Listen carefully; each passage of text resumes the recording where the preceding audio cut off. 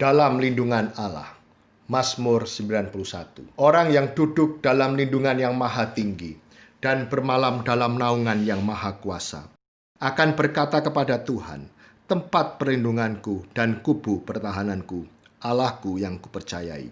Sungguh dialah yang akan melepaskan engkau dari jerat penangkap burung, dari penyakit sampar yang busuk. Dengan kepaknya ia akan menundungi engkau, di bawah sayapnya engkau akan berlindung. Kesetiaannya ialah perisai dan pagar tembok. Engkau tak usah takut terhadap kedahsyatan malam, terhadap panah yang terbang di waktu siang, terhadap penyakit sampar yang berjalan di dalam gelap, terhadap penyakit menular yang mengamuk di waktu petang. Walau 1.000 orang rebah di sisimu dan 10.000 di sebelah kananmu, tetapi itu tidak akan menimpamu. Engkau hanya menontonnya dengan matamu sendiri dan melihat pembalasan terhadap orang-orang fasik. Sebab Tuhan ialah tempat pelindunganmu, yang maha tinggi telah kau buat tempat perteduhanmu. Malapetaka tidak akan menimpa kamu, dan tulah tidak akan mendekat kepada kemahmu. Sebab malaikat-malaikatnya akan diperintahkannya kepadamu, untuk menjaga engkau di segala jalanmu. Mereka akan menatang engkau di atas tangannya, supaya kakimu jangan terantuk kepada batu. Singa dan ular tedung akan kau langkahi. Engkau akan menginjak anak singa dan ular naga. Sungguh hatinya melekat kepadaku, maka aku akan meluputkannya. Aku akan membentenginya sebab ia mengenal namaku. Bila ia berseru kepadaku, aku akan menjawab. Aku akan menyertai dia dalam kesesakan. Aku akan meluputkannya dan memuliakannya. Dengan panjang umur akan kukenyangkan dia, dan akan kuperlihatkan kepadanya keselamatan daripadaku. Happy Sunday semuanya, saya berdoa roh kita tetap menyala-nyala pada masa ini. Edisi Voice of Pentecost kali ini akan membahas mengenai generasi Yeremia, generasi akhir zaman. Mungkin banyak dari kita yang masih asing atau mempertanyakan istilah ini. Apa sih generasi Yeremia? Sesuai dengan pesan Tuhan mengenai Pentakosta ketiga yang akan membangkitkan generasi Yeremia, yaitu anak-anak muda yang dipenuhi Roh Kudus, cinta mati-matian kepada Tuhan Yesus, tidak kompromi terhadap dosa, dan akan bergerak untuk memenangkan jiwa. Maka dari itu, hari ini mari kita lihat apa yang Alkitab katakan tentang generasi Yeremia, generasi akhir zaman. Apabila kita membaca kitab Yeremia dan kehidupan Yeremia, kita mengetahui bahwa Yeremia dipanggil sejak masa mudanya. Di dalam Alkitab biasanya seseorang yang dipanggil sejak masa mudanya memiliki kekhususan yang penting. Mereka memainkan peran penting yang menjadi titik balik rencana Allah bagi umatnya. Kita juga dapat menemukan bahwa kehidupan dan pelayanan Yeremia memiliki korelasi dengan anak-anak muda yang sedang melayani Tuhan pada masa ini. Yang pertama, Yeremia hidup dan melayani dalam zaman yang unik, di mana bangsa Yehuda akan memasuki satu era yang baru. Pemahaman-pemahaman dan cara hidup mereka yang lama kini harus diperbaharui. Yeremia hidup mengikuti tuntunan dan pesan Tuhan sehingga dapat memasuki era baru ini. Yeremia juga hidup di zaman lunturnya pengenalan akan Tuhan, di mana orang-orang tetap beribadah seperti biasa secara formalitas. Mereka datang beribadah kepada Tuhan, tetapi tidak menunjukkan pertobatan dan perubahan hidup. Apabila kita melihat hari ini, ada berapa banyak orang Kristen yang beribadah tetapi hatinya menjauh dari Tuhan. Maka dari itu, generasi Yeremia adalah generasi yang siap memasuki era baru dengan cara penuh Roh Kudus dan menyuarakan pertobatan besar-besaran. Yang kedua, Yeremia dipanggil kepada gaya hidup penyangkalan diri yang radikal. Dalam Yeremia 1 ayat 17 sampai 18, Tuhan meminta Yeremia tidak gentar menyuarakan hal yang bertentangan dengan dosa dan pelanggaran. Yeremia sangat banyak menyangkal dirinya. Ia bahkan diminta untuk tidak menikah, mengingat bangsanya akan memasuki keadaan darurat. Hal ini bukan berarti semua generasi Yeremia dipanggil untuk tidak menikah, tetapi ini menjadi contoh betapa sungguh-sungguhnya generasi Yeremia harus menyangkal dirinya. Hari-hari ini kita juga sedang memasuki keadaan darurat akibat dari merebaknya COVID-19 dan krisis ekonomi yang mempengaruhi seluruh dunia. Mungkin keadaan darurat hari ini menjadi tanda bangkitnya generasi Yeremia. Maka generasi Yeremia adalah generasi yang siap menyangkal dirinya bagi rencana Tuhan dalam banyak hal. Generasi yang cinta mati-matian kepada Tuhan Yesus dan akan melayani Indonesia seperti yang belum pernah terjadi sebelumnya. Yang ketiga, Yeremia mendapatkan pesan mengenai fase selanjutnya dari rencana Tuhan. Yeremia 31 ayat 33 sampai 34 mengatakan, "Tetapi beginilah perjanjian yang kuadakan dengan kaum Israel sesudah waktu itu. Demikianlah firman Tuhan. Aku akan menaruh Tauratku dalam batin mereka dan menuliskannya dalam hati mereka. Maka aku akan menjadi Allah mereka dan mereka akan menjadi umatku. Dan tidak usah lagi orang mengajar sesamanya atau mengajar saudaranya dengan mengatakan, 'Kenallah Tuhan,' sebab mereka semua besar kecil akan mengenal aku, demikianlah firman Tuhan. Sebab aku akan mengampuni kesalahan mereka dan tidak lagi mengingat dosa mereka." Dari ayat ini kita mengetahui bahwa Yeremia adalah pembawa pesan mengenai suatu perjanjian yang baru, di mana keadaan Israel akan dipulihkan karena tugas mereka belum selesai, yaitu datangnya Mesias Tuhan Yesus Kristus. Maka dari itu, generasi Yeremia adalah generasi yang membawa pesan Tuhan tentang kedatangan Tuhan Yesus Kristus yang didahului oleh penggenapan amanat agung. Hari ini, mari saudara sekalian, kita meresponi panggilan Yeremia dengan cara hidup penuh Roh Kudus, cinta mati-matian kepada Tuhan Yesus, tidak kompromi terhadap dosa, dan bergerak memenangkan jiwa. Tuhan Yesus memberkati.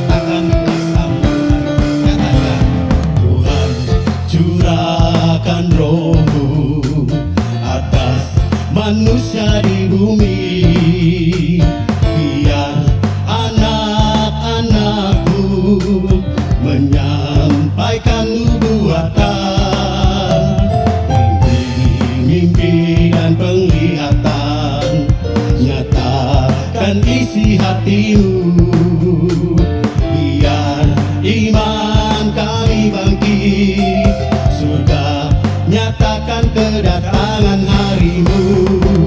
Kan ada kebangkitan yang besar, kan ada pemulihan di negeri kami, kan ada kebangkitan yang besar, yang berseru kepada Yesus diselamatkan. Kan ada kebangkitan yang besar, kan ada pemulihan di negeri kami, kan ada kebangkitan yang besar, yang berseru kepada Yesus diselamatkan. Amin Tuhan, curahkan roh-Mu atas setiap kami Tuhan, nyatakan haleluya. Tuhan curahkan roh-Mu atas manusia di bumi, biar anak-anakku menyampaikan nubuatan, beri mimpi dan penglihatan, nyatakan isi hatimu, biar iman kami bangkit, surga nyatakan kedatangan harimu. Kan ada kebangkitan yang besar, kan ada pemulihan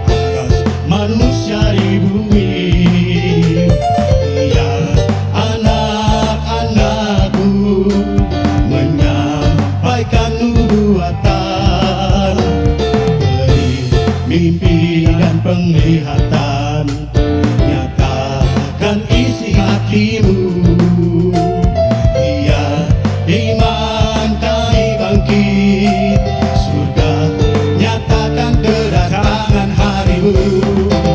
Kan ada kebangkitan yang besar, kan ada pemulihan di negeri kami, kan ada kebangkitan yang besar, yang berseru kepada Yesus diselamatkan. Kan ada kebangkitan yang besar, kan ada pemulihan di negeri kami, kan ada kebangkitan yang besar, yang berseru kepada Yesus diselamatkan, yang berseru kepada Yesus diselamatkan, yang berseru kepada Yesus diselamatkan.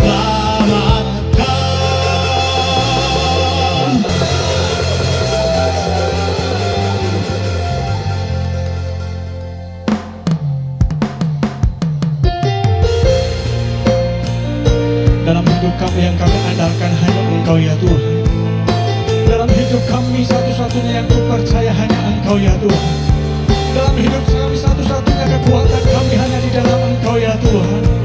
Engkaulah Tuhan penyembuh kami, Engkaulah pemulih dalam hidup kami ya Tuhan Yesus.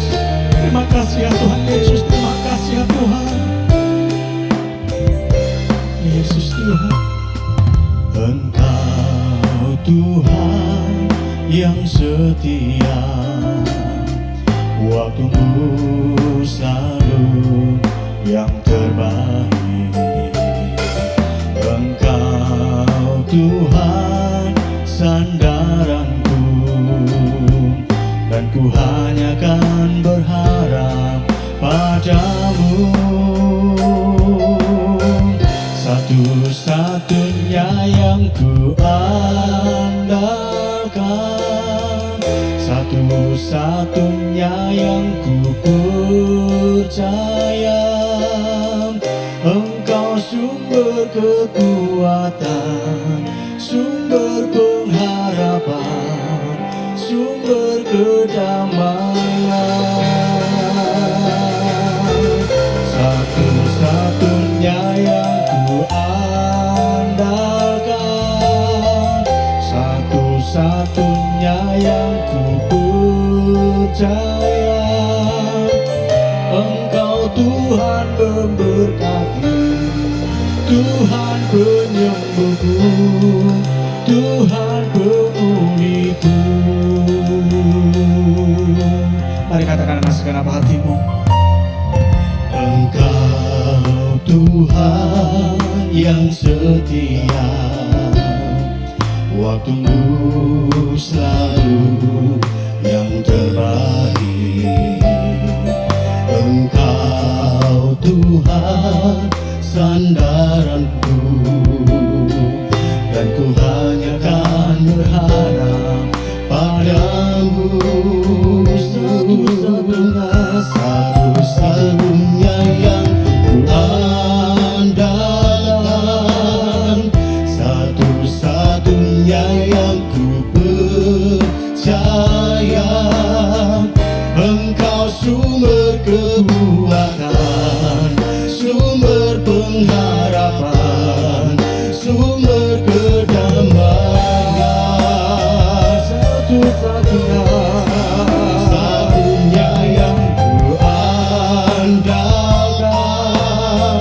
satu-satunya yang ku percaya. Engkau Tuhan memberkati, Tuhan penyembuh, Tuhan pemulihku. Satu-satunya yang ku andalkan, satu-satunya yang ku percaya.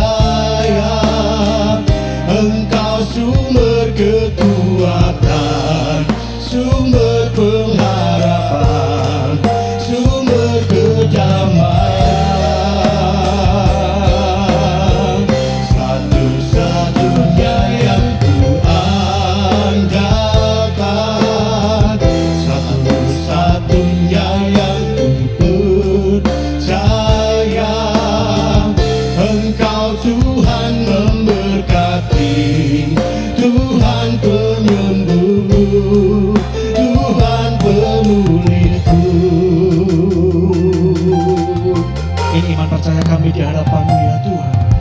Engkau Tuhan yang setia, waktu-Mu selalu yang terbaik. Engkau Tuhan sandaranku, dan ku hanya akan berharap padamu.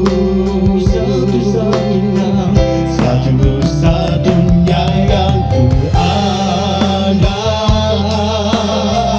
satu-satunya yang ku percaya. Engkau sumber kekuatan, sumber pengharapan, sumber kedamaian. Satu-satunya yang ku andalkan, satunya yang ku percaya. Engkau Tuhan memberkati, Tuhan penyembuh, Tuhan pemuliku. Mari bersama-sama angkat kedua tangan kita katakan, Satu-satunya yang ku andalkan,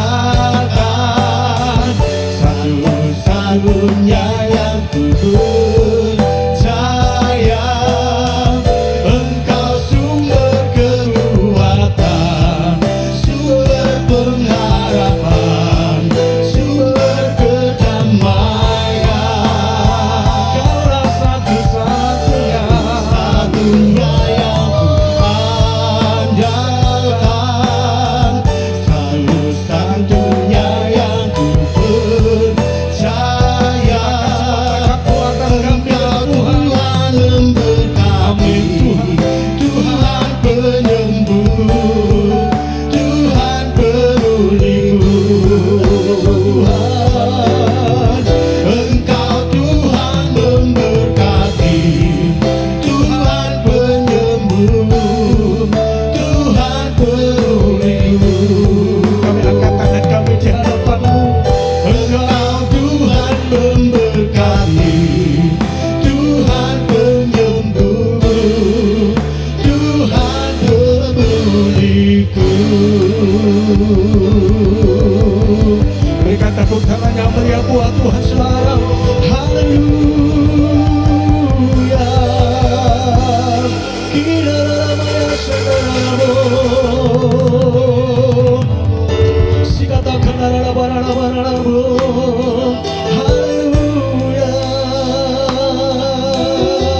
Kaulah yang kami percaya, Kaulah Tuhan kami, penyembuh kami.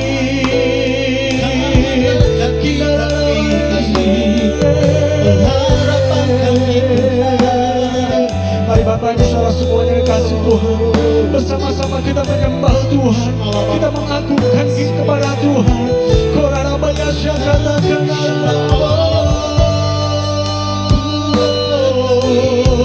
Kaulah satu-satunya yang kami andalkan, Kaulah satu-satunya yang kami percaya.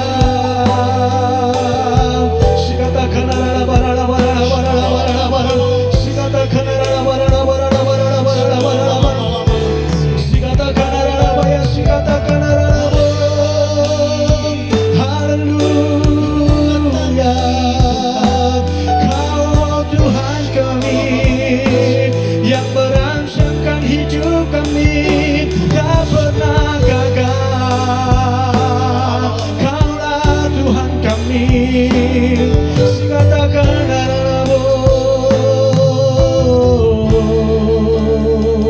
haleluya. Kami percayakan hidup kami sepenuhnya kepadamu ya Tuhan, karena Kau merancangkan hidup kami tidak pernah gagal ya Tuhan. Kami bangga Tuhan memiliki Allah seperti Engkau ya Tuhan. Engkau Allah kami yang dahsyat ya Tuhan, Engkau Allah kami yang luar biasa ya Tuhan. Mari bersama-sama angkat kedua tangan kita di hadapan Tuhan, nyatakan iman percaya kepada Tuhan. Ku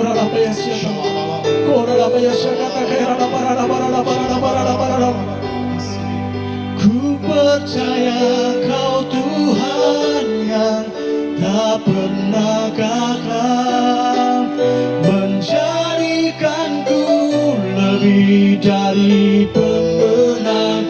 Ku percaya Kau Tuhan yang tak pernah lalai, menepati janji-janji-Mu.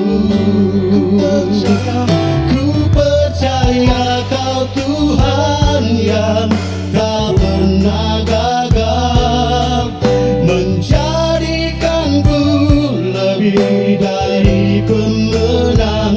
Ku percaya Kau Tuhan yang tak pernah lalai, menepati janji-janji-Mu.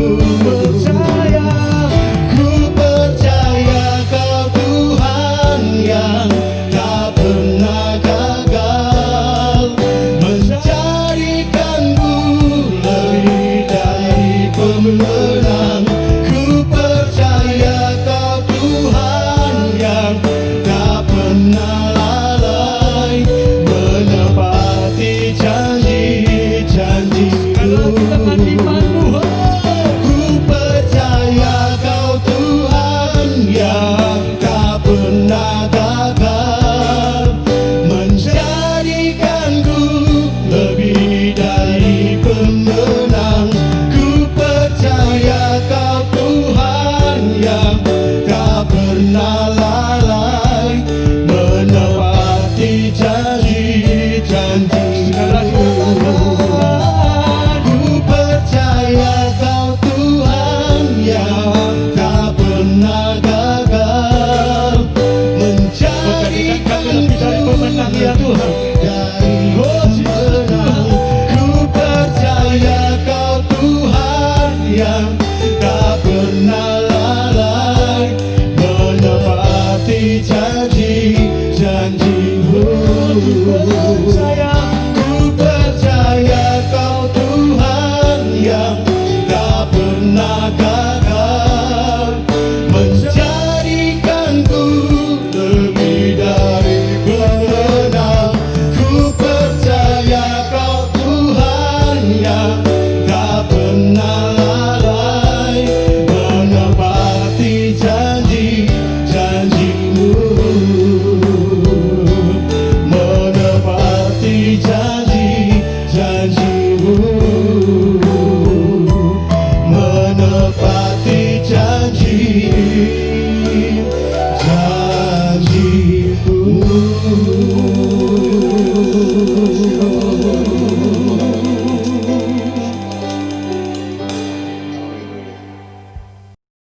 Benar Tuhan, lagu ini Tuhan mengingatkan kami kembali bahwa kami punya Tuhan yang tidak pernah lalai.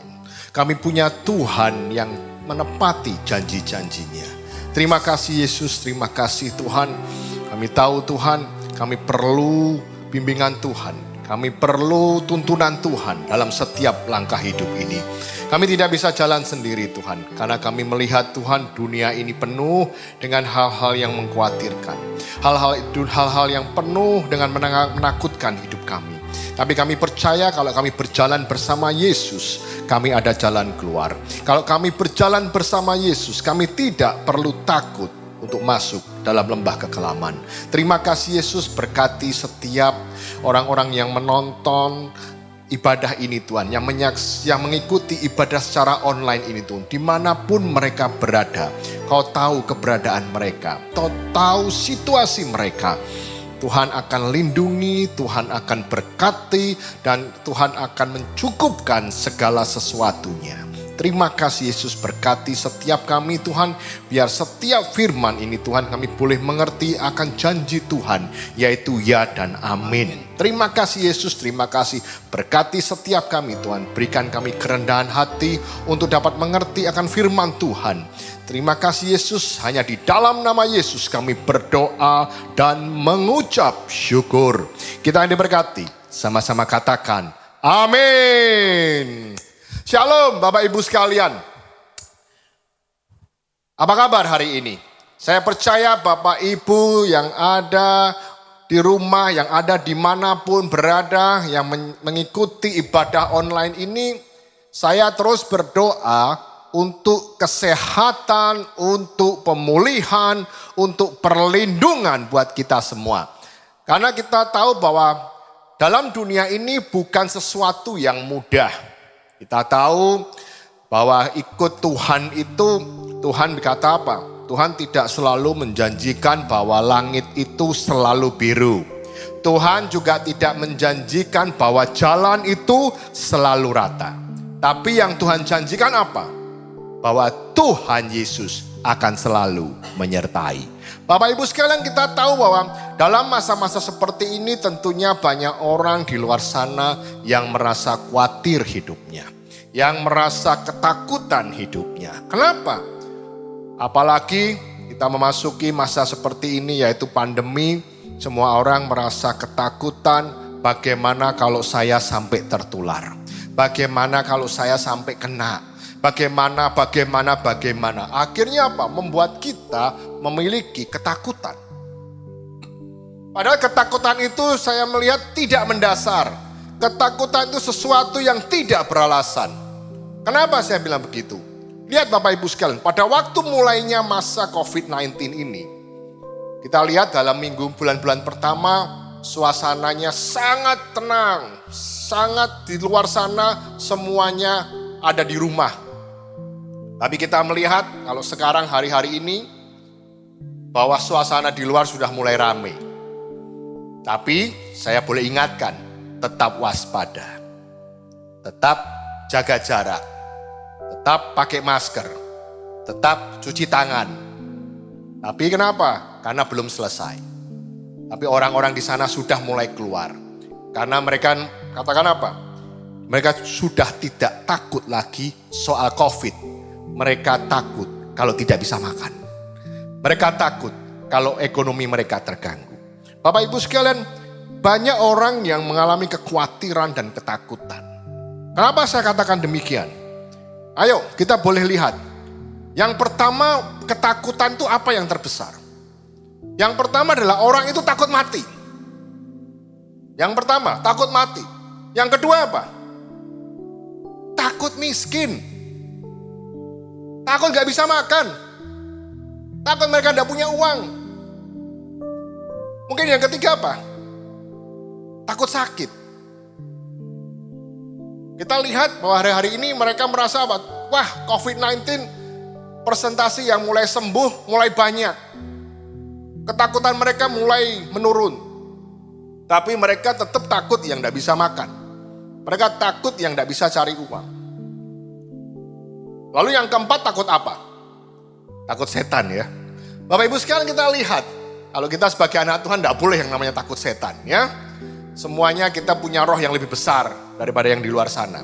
Tapi kita tahu bahwa sebagai anak Tuhan, kita harus belajar untuk bisa mengalahkan yang namanya kekhawatiran dan ketakutan. Kenapa? Yang pertama, kita lihat di 2 Timotius ayat 1 ayat 7. Ya. 2 Timotius 1 ayat 7 saya akan bacakan demikian bunyinya. Sebab Allah memberikan kepada kita bukan roh ketakutan, melainkan roh yang membangkitkan kekuatan, kasih, dan ketertiban. Bapak Ibu sekalian, di sini dijelaskan bahwa sebab Allah memberikan kepada kita bukan roh ketakutan. Kalau ini jelas sekali dikatakan bahwa bukan roh ketakutan yang Tuhan kasih, kenapa kita bisa takut? Artinya apa? Kalau bukan Tuhan yang kasih, berarti siapa yang kasih? Ada 2 pilihan. Kalau tidak Tuhan ya setan. Berarti kalau di sini jelas dikatakan bahwa ketakutan itu bukan dari Tuhan, berarti ketakutan itu dari setan. Bapak Ibu sekalian, kalau kita boleh melihat sekali lagi, kenapa iblis itu memberikan kita ketakutan? Karena supaya apa? Supaya kita itu tidak mengerti janji Tuhan. supaya kita terbelenggu dan hidup kita tidak bisa mengucap syukur. Dan kenapa? Supaya hidup kita itu bersungut-sungut. Supaya apa iblis lakukan itu? Supaya kita mengeluh akan hidup kita dan meninggalkan kemuliaan Tuhan. Bapak Ibu sekalian, ini yang iblis lakukan hari-hari ini. Menebarkan yang namanya roh ketakutan. Karena jelas dikatakan bahwa roh ketakutan itu bukan dari Tuhan. Roh ketakutan itu dari iblis. Sehingga banyak orang hari-hari ini mengalami sakit penyakit bahkan kematian. Bukan karena sakit penyakit itu sendiri, tapi oleh karena rasa ketakutan yang mereka alami hari-hari ini. Di sini jelas dikatakan, kalau bukan roh ketakutan, ketakutan itu adalah dari iblis. Dan tapi yang Tuhan lakukan, itu Tuhan memberikan, yaitu roh yang membangkitkan kekuatan. Kalau ada roh Tuhan dalam hidup kita, berarti itu kita punya kekuatan untuk mengalahkan yang namanya takut. Punya kasih untuk memperhatikan orang-orang yang ada di sekitar kita. Dan tetap ketertiban melakukan apa yang diperintahkan Tuhan. Bapak Ibu sekalian, boleh kita mengerti kenapa kita harus mengalahkan yang namanya roh ketakutan. Karena roh ketakutan bukan dari Tuhan. Ayo kita lihat. Sekarang poin yang kedua. Poin yang kedua, kita melihat kenapa kita harus mengalahkan yang namanya roh ketakutan. Kita buka di Matius 13 ayat yang ke-22. Bapak Ibu bisa lihat di Alkitab masing-masing. Saya akan juga tayangkan. Matius 13 ayat yang ke-22 dikatakan demikian. Yang ditaburkan di tengah semak duri ialah orang yang mendengar firman, lalu kekhawatiran dunia ini, tipu daya, kekayaan, menghimpit firman itu sehingga tidak berbuah. Bapak Ibu sekalian, di sini dikatakan apa? Orang yang mendengar firman, benih ini seperti firman yang ditaburkan. Kalau Bapak Ibu melihat dari ayat ini mengisahkan seorang yang menabur benih. Kalau namanya orang menabur benih, itu ada 3 lokasi yang ditabur. Yang pertama, menabur benih yang jatuh di pinggir jalan. Dengan benih yang jatuh di pinggir jalan, maka mudah sekali ada burung-burung yang mematok dan akhirnya benih itu tidak tumbuh. Yang kedua, menabur benih yang jatuhnya di tempat berbatu-batu, di mana jumlah dari ketebalan daripada tanah itu sangat tipis. Dan begitu dia bertumbuh sedikit dan akhirnya dia kering. Yang ketiga, yaitu waktu menabur benih, itu jatuhnya di semak duri.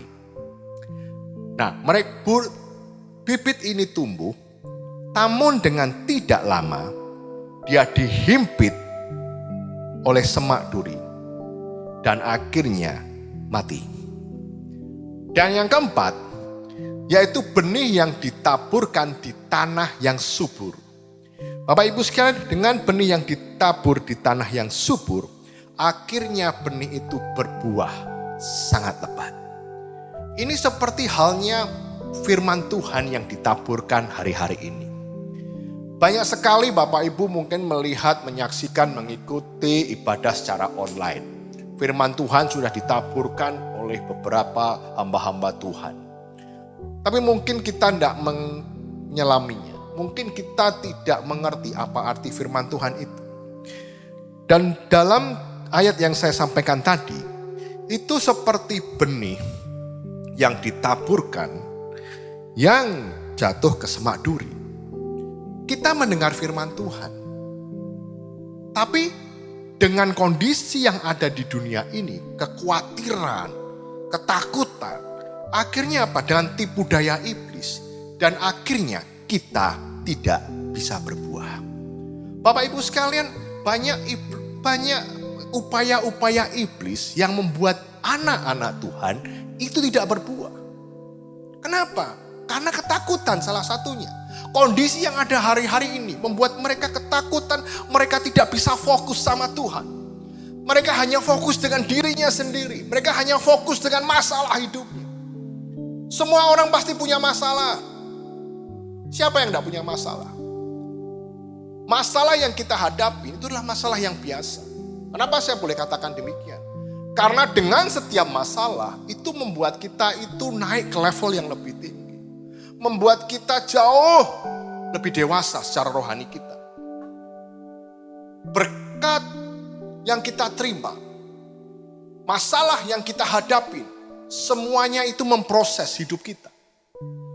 Dan iman kita tumbuh, itu karena setiap masalah yang kita hadapi. Hari-hari ini kita punya masalah. Hari-hari ini kita punya problem dalam hidup. Seperti masalah di luar sana ada COVID, ada masalah ekonomi dan lain sebagainya yang ada di dunia ini.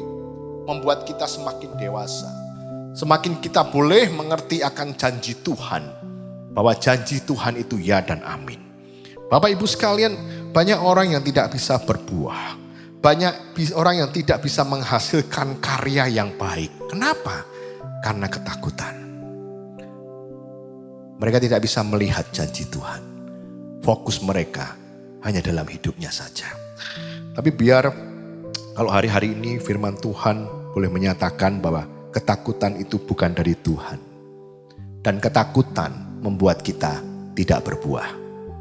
Maka kita harus bisa sebagai anak Tuhan untuk mengalahkan yang namanya kekhawatiran dan ketakutan. Ayo Bapak Ibu sekalian, apa yang kita kerjakan?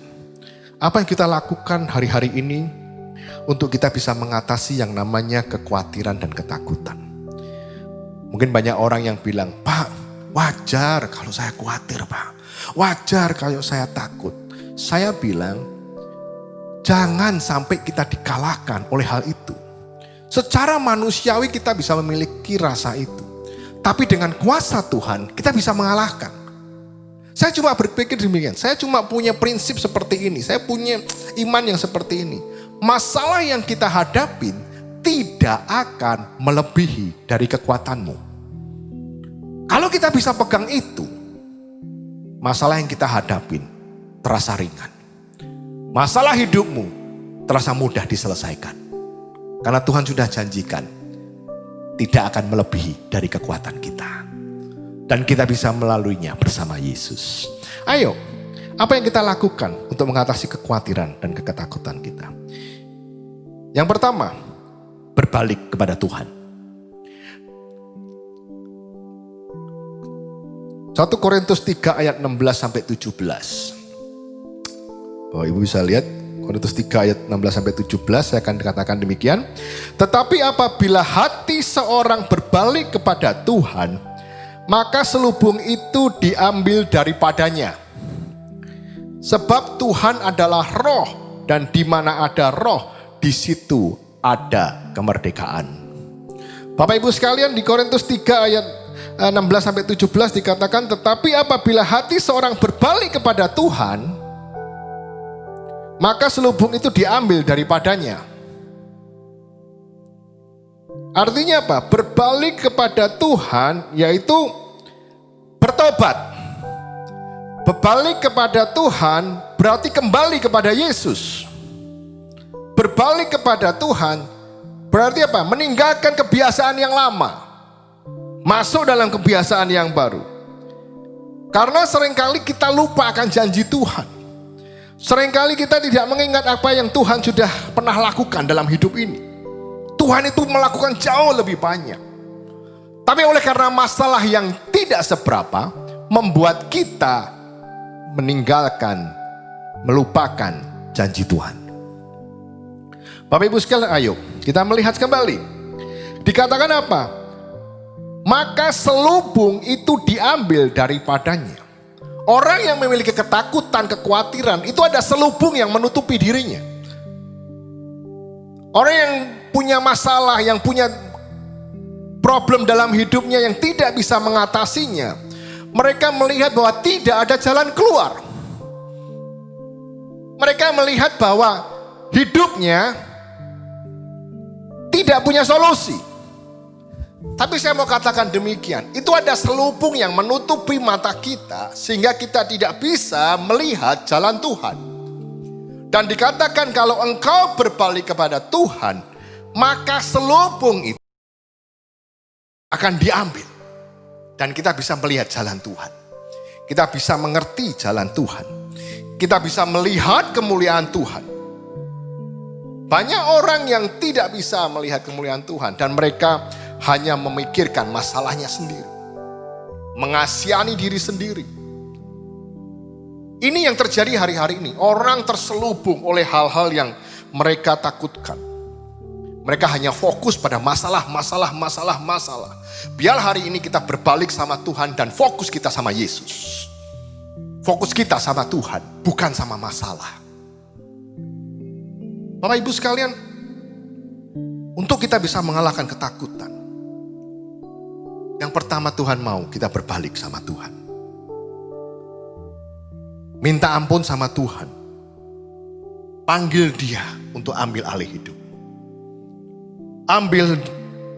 Minta Dia untuk selalu menyertai engkau. Putusan yang engkau lakukan, engkau tanya Tuhan. Jangan lagi mengandalkan kekuatan sendiri. Jangan lagi mengandalkan relasimu. Jangan lagi mengandalkan uangmu, jabatanmu, usahamu, pekerjaanmu, apapun. Tapi kita boleh berbalik, minta ampun sama Tuhan. Kalau dulu-dulu, masa yang lalu, engkau tidak membawa Tuhan dalam hidupmu. Tapi biar masa seperti ini boleh mengingatkan kita kembali bahwa kita punya Yesus, punya Tuhan yang jauh lebih besar dari masalah. Ini hal yang mengingatkan. Kalau ini terjadi, kita mengucap syukur. Kondisi ini boleh terjadi kenapa? Supaya kita berbalik sama Tuhan. Kita berbalik kepada Yesus. Dan Tuhan akan berikan jalan keluar. Bapak Ibu sekalian, kekhawatiran dan ketakutan membuat kita nggak maksimal. Kekhawatiran dan ketakutan membuat kita hanya berkutat dengan masalah hidup. Takut melangkah, takut melakukan hal-hal yang baru. Saya melihat dalam kondisi seperti ini, saya melihat banyak usaha-usaha baru yang tercipta oleh karena kondisi pandemi ini. Di dalam grup saya, di dalam teman-teman saya, mereka bisa mulai memasak. Ibu-ibu yang dulunya gak pernah masak, tiba-tiba bisa memasak. Gak cuma itu, waktu dia memasak, rasanya enak, langsung dia chat di grup WA-nya, open PO katanya. Mereka mulai bisa membuat sesuatu yang kreatif. Mereka di rumah-rumah melakukan sesuatu usaha-usaha yang kreatif. Kreativitas timbul oleh karena ada himpitan. Kreativitas timbul oleh karena ada desakan kebutuhan. Jangan lagi memikirkan masalahmu dan kau hanya berdiam diri. Do something, lakukan sesuatu. Perbaiki hidupmu, kualitasmu dengan Tuhan. Kualitasmu dengan keluarga, perbaiki. Perbaikin caramu berdoa. Perbaikin ibadahmu. Perbaikin hubunganmu dengan Tuhan.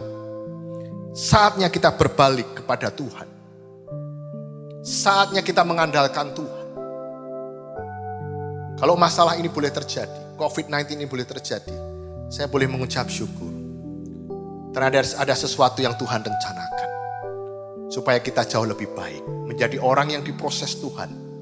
Untuk jauh lebih dekat sama Tuhan. Kalau dulu kita gak punya waktu untuk Tuhan. Sekarang kita lebih punya waktu untuk Tuhan. Kalau dulu gak punya waktu untuk keluarga. Sekarang banyak punya waktu untuk keluarga. Dan ini yang Tuhan mau. Biar kita berbalik. Dari jalan-jalan kita yang jahat. Menjadi orang yang baik dan berkenan di hadapan Tuhan.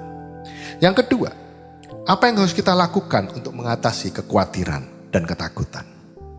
1 Petrus 5 ayat yang ke-7. 1 Serahkanlah segala kekhawatiranmu kepadanya, sebab Ia yang memelihara kamu. Bapak Ibu yang dikasihi Tuhan, sekali lagi Tuhan katakan, serahkan segala kekhawatiranmu kepada Yesus. Bapak Ibu sekalian, kalau saya mendengar kata-kata ini, saya bilang, wow, kenapa saya harus memikul masalahku sendirian? Kenapa saya harus terus menggendong problemku? Kalau Tuhan sudah katakan, serahkan. Serahkan di kaki Yesus. Artinya apa? Kita tidak perlu jalan sendiri. Kita ada Yesus. Kita ada Tuhan yang selalu memperhatikan kita. Jadi mulai sekarang kita harus belajar untuk hidup benar di hadapan Tuhan. Andalkan Tuhan. Serahkan bebanmu kepada Yesus. Karena Dia akan memberikan kelegaan kepadamu. Banyak orang yang terus membawa masalahnya. Kemana membawa masalahnya? Tapi biar kalau ayat ini boleh mengatakan serahkan kepada Yesus. Dengan kerendahan hati, kita mau duduk di kaki Tuhan. Mau berdoa, mau minta pertolongan Tuhan. Bapak Ibu sekalian, doa akan mengubah segalanya. Doa menunjukkan bahwa kita tergantung kepada Tuhan. Doa menunjukkan kerendahan hati kita. Bapak Ibu sekalian, saya boleh memberikan contoh. Daud adalah orang yang diurapi Tuhan. Tentu kita tahu Daud seorang yang kecil waktu itu. Dia bukan orang yang ahli berperang. Dia seorang gembala. Tapi dia harus melawan yang namanya Goliat. Goliat adalah seorang yang besar. Orang yang di-training secara luar biasa sebagai tentara. Dia berpakaian lengkap sebagai seorang pejuang. Goliat juga bisa dilambangkan suatu masalah yang sangat besar. Goliat bisa digambarkan suatu problem yang dihadapin. Tapi apa yang dia lakukan? Daud dengan gagah berani, dengan perlengkapan seadanya, hanya dengan batu yang kecil, tapi dia bisa melawan yang namanya Goliat. Goliat adalah orang yang ditakutin waktu itu. Semua bangsa Israel gak ada yang berani. Tapi oleh karena Daud disertai Tuhan, dia percaya bahwa masalah di hadapannya itu bukan suatu masalah. Karena dia punya Yesus, dia punya Allah yang lebih besar dari masalah itu. Dengan gagah berani, dengan seadanya, dia akan katakan apa? Dengan nama Allah semesta alam, dia melawan yang namanya Goliat. Padahal Goliat ditakuti oleh semua bangsa Israel pada waktu itu. Tapi dengan gagah berani, dengan kesederhanaannya, bukan dengan membawa alat perang yang berat, bukan membawa alat perang yang lengkap, tapi dengan kesederhanaannya dan senjata yang sangat sederhana, Daud akhirnya berhasil mengalahkan yang namanya Goliat. Karena dia tahu ada roh Tuhan yang menyertai. Dia bisa mengalahkan masalah karena ada Tuhan yang jauh lebih besar dari masalah di depannya. Mungkin ini hal yang sama yang kita hadapin hari-hari ini. Mungkin kita melihat Goliat-Goliat di sana. Mungkin masalahmu bisa diumpamakan seorang Goliat. Tapi dengan urapan Tuhan, dengan roh Tuhan, membuat kita menjadi seorang yang pemberani. Menjadi seorang yang maksimal untuk mengalahkan masalah hidup kita. Ada roh Tuhan. Karena dikatakan apa? Roh di dalam kita itu jauh lebih besar daripada roh yang ada di dunia ini. Bapak Ibu sekalian, ayo, jangan mau kita diintimidasi oleh roh kekhawatiran, oleh roh ketakutan. Minta roh Tuhan untuk memulihkan hidupmu dan memberikan damai sejahtera. Masalahmu bukan apa-apa. Masalahmu sangat sederhana. Kalau ada Tuhan, Kalau ada Tuhan dalam hidupmu, minta Dia untuk selalu menyertai. Minta Tuhan untuk ambil alih dan kita serahkan segala kekhawatiran kita sama Tuhan. Bapak Ibu sekalian, ayo yang menonton tayangan ini, saya boleh ingatkan sekali lagi, jangan takut, jangan khawatir. Karena apapun yang terjadi di dunia ini, semuanya atas seizin Tuhan. Bapak Ibu sekalian, saya ingin berdoa buat Bapak Ibu yang ada di rumah. Biar kita bisa terlepas dari roh kekhawatiran. Bisa terlepas dari roh yang namanya ketakutan. Dunia ini kita hidup hanya sementara. Tapi biar kita mempersiapkan hidup kita untuk jauh ke depan. Mempersiapkan hidup kita untuk sesuatu yang abadi, yang kekal, yaitu di sorga nanti. Masalah di alam hidup ini hanya sementara. Dan kita bisa mengatasinya bersama Tuhan. Mari Bapak Ibu sekalian, saya ajak untuk angkat tangan kita berdoa. Merendahkan hati kita. Bahwa kita tidak bisa berjalan, akui bahwa kita tidak bisa berjalan tanpa Yesus. Hanya bersama Yesus kita akan keluar sebagai pemenang. Hanya bersama Yesus kita akan bisa melalui segala sesuatu. Hanya bersama Yesus kita bisa mengalahkan roh kekhawatiran dan roh ketakutan. Karena ada janji Tuhan, ya dan amin buat kita semua. Mari kita angkat tangan kita. Tuhan Yesus, kau lihat setiap tangan-tangan yang terangkat. Apapun yang mereka alami hari-hari ini, Tuhan akan berikan jalan keluar buat mereka. Yang mengalami masalah sakit penyakit, Tuhan sembuhkan. Oleh bilur darah Yesus, mereka boleh disembuhkan. Bagi yang kehilangan pekerjaan, yang ekonominya menurun, yang usahanya dalam posisi yang sangat rendah, kau berkati mereka Tuhan berlimpah-limpah. Kau siapkan segala sesuatunya. Ekonomi mereka dipulihkan Tuhan. Kalau mereka yang kehilangan anggota keluarganya. Atau orang-orang yang dicintai. Berikan mereka kekuatan untuk menghadapi segala sesuatu. Kami percaya Tuhan. Kami akan menerima janji Tuhan. Kami akan menerima berkat Tuhan. Setiap firman yang kami sudah dengar. Biar kami boleh mengingat kembali bahwa ada janji Tuhan dalam setiap firman. Bahwa ada berkat Tuhan dalam setiap firman yang kami dengar. Kami tidak akan lupa. Biar benih itu terus masuk dalam hati kami. Biar firman itu terus masuk dalam hati kami. Dan bertumbuh subur dan menghasilkan buah. Firman Tuhan yang kami dengar hari ini Tuhan. Biar mengingatkan kami kembali dan kami memperoleh keyakinan. Bahwa ada jalan keluar dari setiap masalah kami. Yesus, Tuhan Yesus kau lihat. Kau lihat. Kami percaya. Kami boleh menyerahkan segala kekhawatiranmu pada Tuhan. Karena Tuhan akan berikan setiap jalan keluar. Berkati mereka berlimpah-limpah. Kesehatan mereka dipulihkan, ekonomi mereka dipulihkan, juga keluarga mereka. Di dalam nama Yesus, kami boleh berdoa dan mengucapkan syukur. Haleluya. Amin.